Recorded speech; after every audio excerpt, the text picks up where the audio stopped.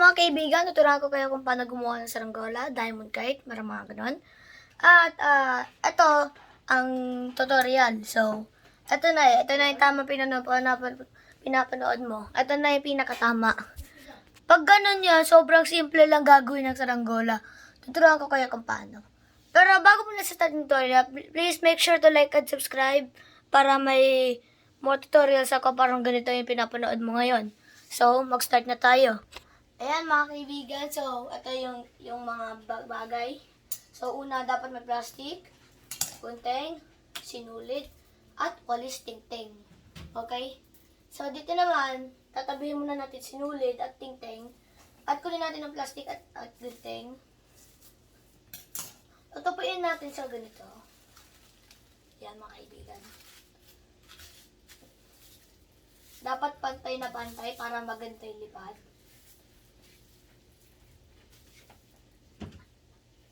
So, ito, gugupitin natin dito ang mga tenga para siya ay maging malaking space dito.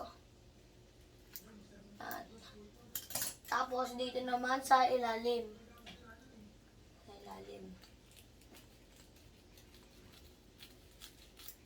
Yan. Tatabihin natin yan. Pwede mo siya itapon. At tapos, bubukahin natin siya. Tapos, kukunin natin ng isang layer, pag ganun siya, tapos kunin natin sa ibabaw. At guntingin ang itong pattern nito. Kita nyo ito, pe. Guguntingin nyo sa isang layer nito para mabuka siya. Mga ganyan lang yan, mga kaibigan.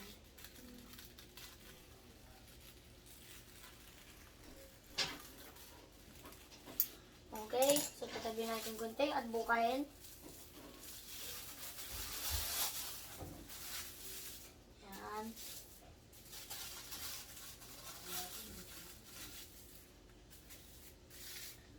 Tapos, at yung itsura, magiging ganito.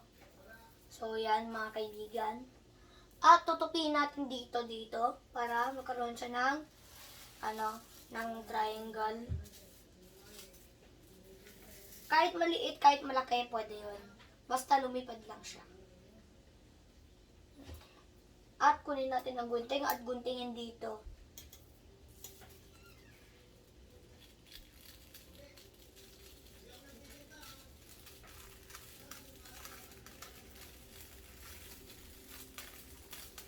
Ito kaya pinakamatulis na gunting. Made in Japan. At itong piece na to, itong piraso, masasave natin to para kung gusto nyo na buntot o wag na. Kung ayaw nyo ng buntot, pwede mo siya itapon. Kung gusto mo ng buntot, hindi dapat isa-save mo to doon. Tapos makukuha natin to, buka natin na parang. So, ayan guys, ito na yung katawan ng diamond, mga kaibigan. Tapos, ito. Ayan o. So, kukuha tayo ng walis tingting. Hanap tayo ng makapal. Okay, tapos, yung makapal dapat nasa ibabaw. Tapos manipis sa ilalim. Okay.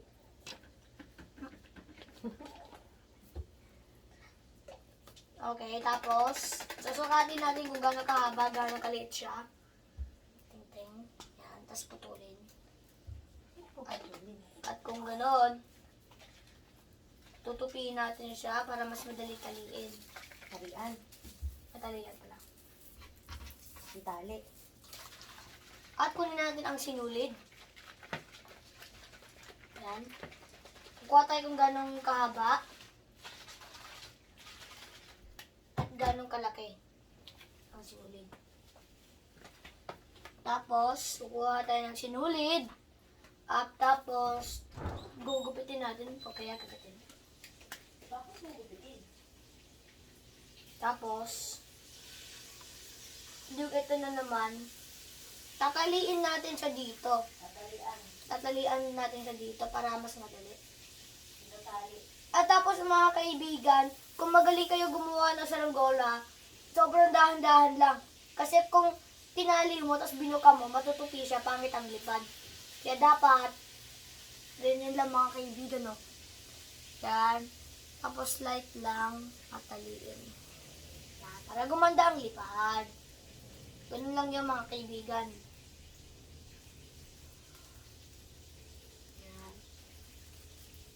Tapos ilalak ganito. Gagawin ito. Oh. Kukunin natin ang middle finger sa ilalim. Ay, mali. Yung ganito. Kasi middle finger sa ibabaw. At yung dito naman sa ilalim. At kunin na ng thumb at bukahin. Pag ganon, paibabaw siya. Tapos yung remaining na bilog, ito-twist mo siya. Pag ganon. At baba din siya. And order, ilalak mo siya. Hihilayin mo lang tong piece nito. Yan. Para. Yan mga kaibigan, para mag-lock siya. At guntingin kung may sobra pa. Dito din. Yan mga kaibigan. At gagawin natin ang lahat. Lahat niyan sa kabila, sa ibabaw naman tayo gagawa.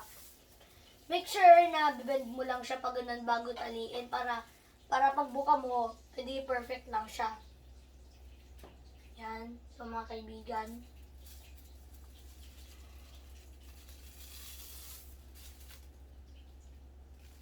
Yan. Ganyan, slide and tali. Yan, mga ganyan kaibigan. Mga kaibigan, ganyan lang. Okay, middle finger sa ibabaw, thumb. Ganon. Tapos, twist. And, yan. Ipitin at hila. Ay, mali. Ganon. And then, twist. Shot. And, pull. Yan. So, ayun siya magkakaroon ng lock. Pwede siya gupitin dito at dito.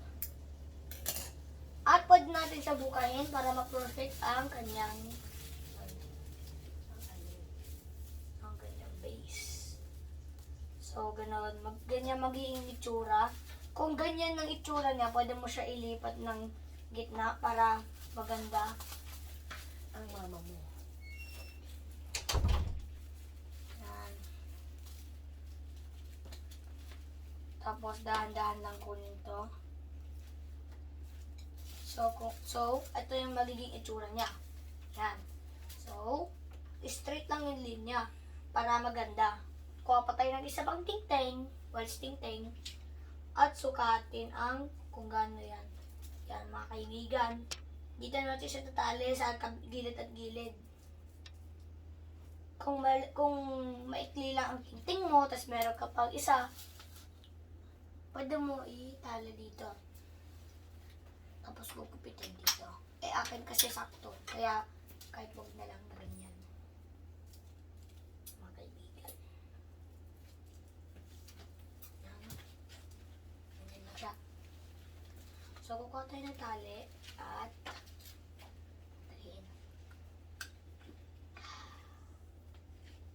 Kukuha tayo ng tali at taliin.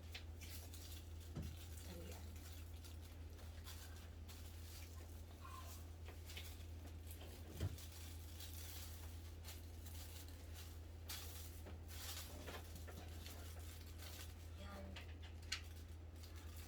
Tipid at gentle. Tandaan lang.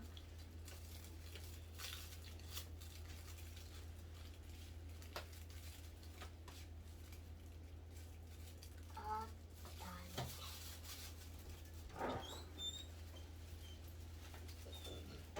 Lock. Twist. And lock. Ay, hindi siya nag-lock.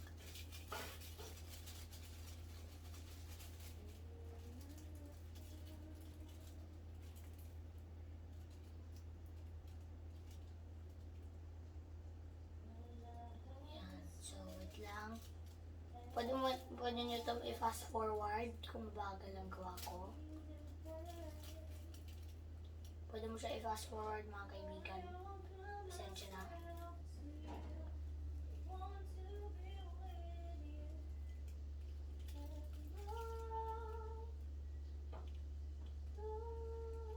Yan. So, magkakaroon siya ng lock. Tapos, ito na yung part. Yan, mga kaibigan. At tapos, ito naman, taliin siya dito. Kung hindi pantay, pwede mo siya itipan. Ganun ang ginagawa ko.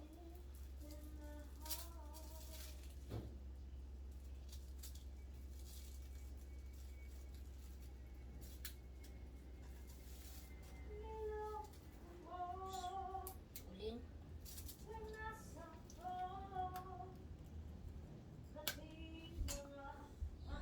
Kan.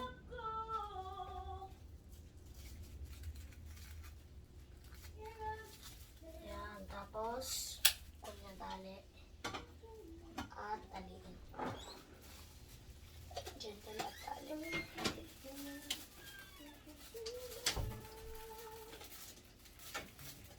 Okay, do this and lock, twist, and ganun ulit, ipit at hila.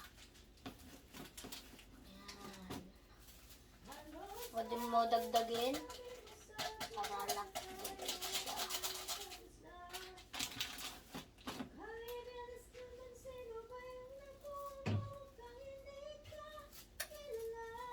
Yan. Tapos hila. Yan, tapos kupitin. Kupitingin yan. Ito. Yan. So, ito nga para sa yung ganyan na.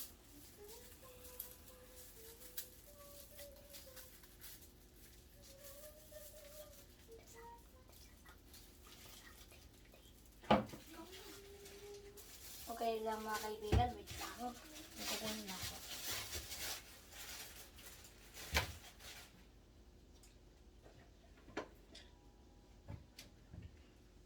So, ayan. Kuha tayo ng tape. Tape. Pwede mo gamitin kung sobrang importante yan. Ipitin ang dito mo. Yan guys, may curve siya.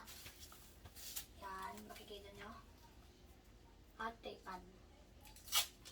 Hindi siya pantay.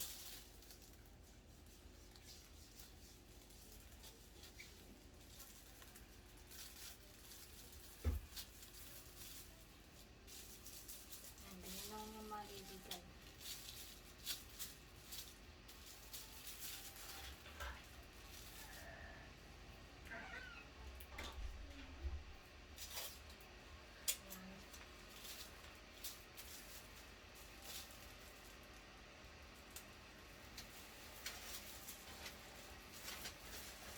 Yan, so pantay na mga kaibigan.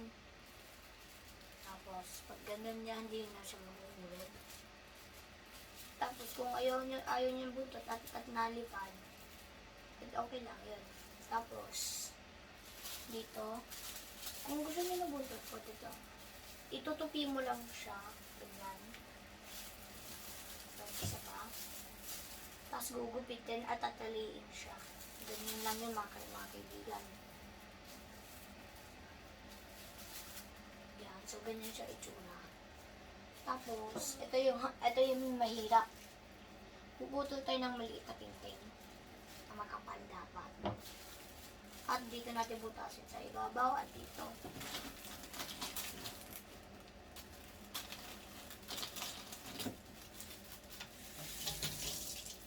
Yan. At butasin.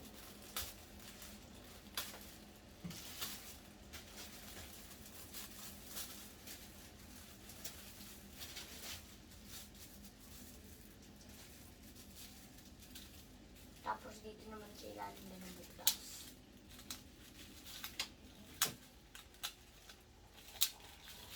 At dito naman, pilitan natin ang ito. Lang. At dahan-dahan natin siya natin. Balik rin.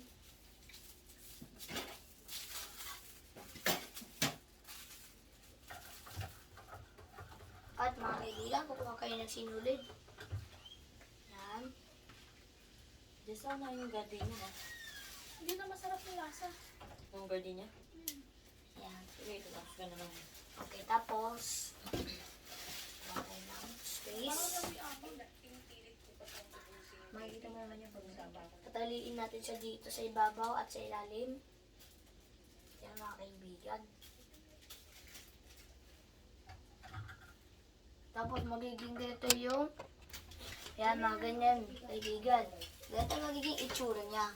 Tataliin mo lang siya sa ibabaw at sa ilalim na ganyan. Ilan na ba So, subscribers tumibay, mo? kaya tumibay na siya.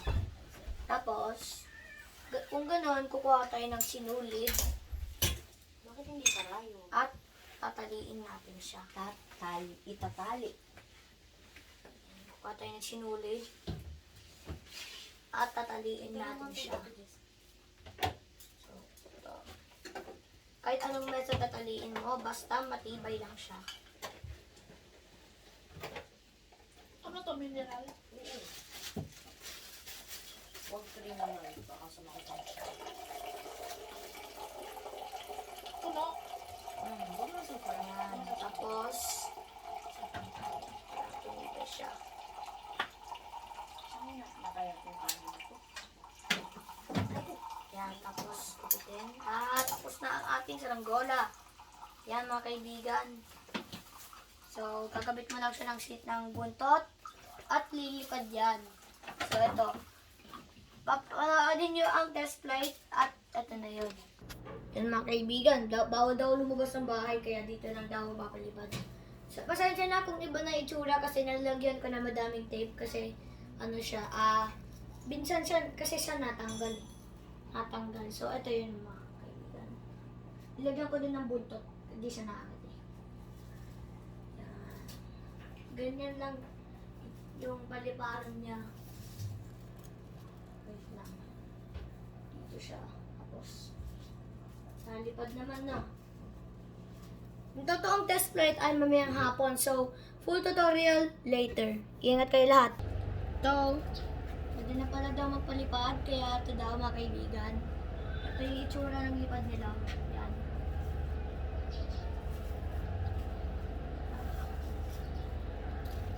Alam ko, di niya kita eh.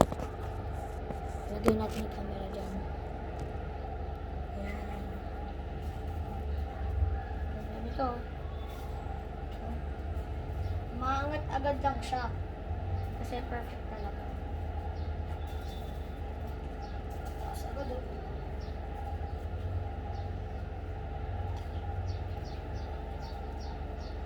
Kung gusto niyo magpakita na magpalipad sa labas mamayang hapon, papakita ko sa iyo. Ingat lang kayo.